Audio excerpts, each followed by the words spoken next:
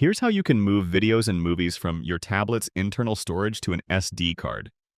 First, you'll need an SD card. I have a separate video showing how to install that, and I'll link it in the description if you're interested. Once your card is in, you can start moving stuff. I'll go to the My Files app.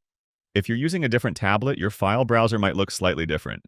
Next, you'll locate the videos you want to move. To move a file, I'll first tap and hold to select the file. I can now check multiple files if I want to move a larger batch all at once. Once I have my files selected, I'll tap Move from the options on the bottom of my display. On some Android version, this button is sometimes hidden behind 3 dots. So if you don't see a Move button, look for the 3 dots and find it through there. Then I'll choose the destination. Since I want these on my SD card, I'll choose the SD card from the very top, and then the folder within my card where I want the videos to go.